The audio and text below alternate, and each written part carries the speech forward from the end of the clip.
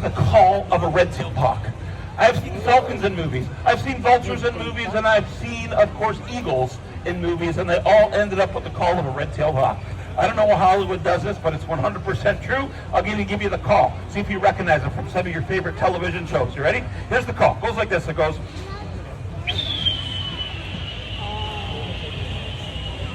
Ever heard that in a television show or a movie before? That's the call of a red tail. No other bird actually makes that exact sound.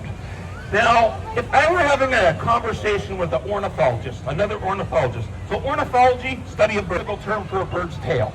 There's a certain term we use when we're talking about a bird's tail. See if anybody has their hand up before okay, I'll give you a hint. Interestingly enough, we've used it for something. Anybody familiar with a wedding dress? What does a wedding dress have that a bird has? A train, 100%. Actually, a bird's tail is called a train.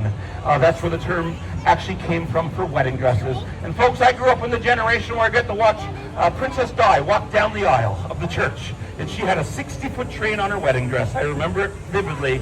And I always remember, though, the train on her dress was named after a bird's tail. That's where the term actually came from. One last thing about this lovely hawk.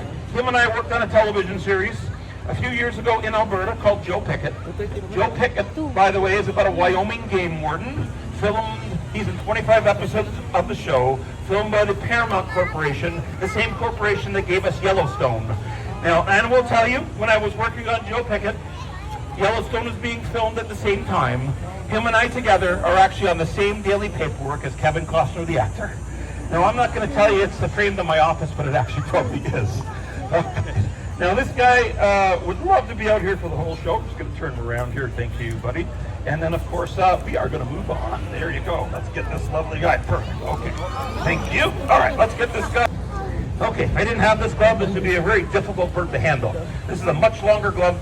The other glove has 2 layers of leather. This glove has 5 layers of leather. It's about 10 centimeters longer to go up my arm a little bit, up my cuff.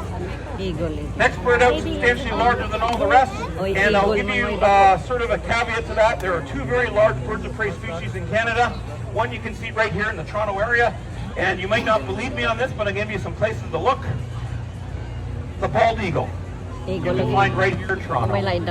So anybody ever been on the Toronto Islands and seen a bald eagle? Because they're there. They come through here particularly September, October, and also, number 2, great place. Humber, Rouge, Don, Rivers, Etobicoke Creek, all have salmon runs in the fall. What's a bald eagle's favorite dinner?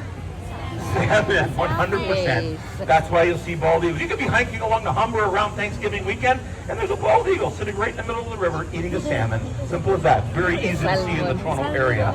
This is no bald eagle coming out, though. This is the other eagle of Ontario, found a little bit further north. This bird crosses 3 continents. In Europe, found across, of course, Asia, and right here in North America.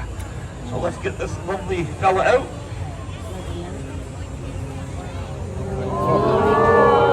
This is our largest bird of prey species by average body weight, slightly bigger than a bald eagle. Now, I will tell you his given name is Sasquatch. Wow. This is not the alleged Sasquatch roaming the BC forest. This is the name I just gave him many years ago when he was hatched out. And I'll tell you that they are named in 144 languages worldwide and very much part of our social fabric. And I'll explain that in a second. But if we were speaking to each other in French, the interpretation back to English would be simply royal eagle.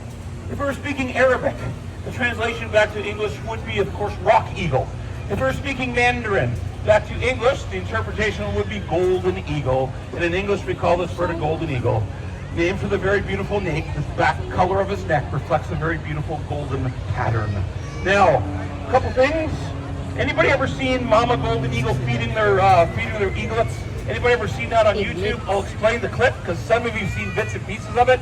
They show an eagle coming down a mountain pass, just like a fighter jet. And does it not put on the brakes, grab onto a mountain goat, pull it off the cliff? Have you ever seen that video before? And then, of course, mom eagle binds to that mountain goat, falls down the cliff face hundreds of meters, puts on the brakes again, right into its nest. 2 baby eaglets waiting for dinner. This is a powerful hunter. They take very large prey for their size. Social pet, yes. This is the bird of the Roman Empire. This was the Roman Empire's greatest symbol.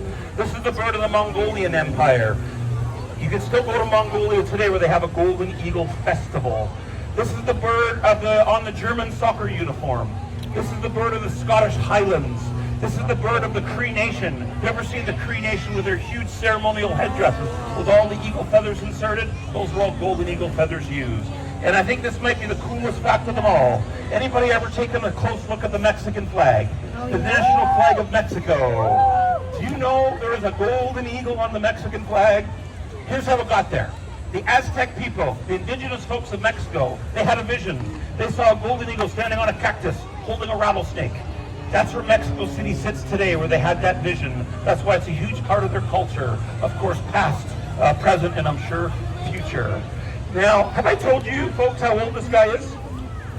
Okay, April of this year, this bird turned 39 years old. So the obvious sort of lead up to that is, how old does a golden eagle get? Well, 45 to 50 could be a good average life. He might, go a little bit farther than that because he has really good health care. So we'll have to see what happens.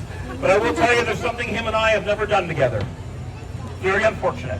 Him and I have never seen the Toronto Maple Leafs win a cup. You know what? He is old enough to remember the Blue Jays winning twice. Matter of fact, they're going to win 3 this year, are they not? Yes, excellent. You saw the Toronto FC win a few years ago. Yes, he's seen the Argos win a couple times, and 100% he remembers the Raptors win. Never the Leafs, though. We'll have to see what happens.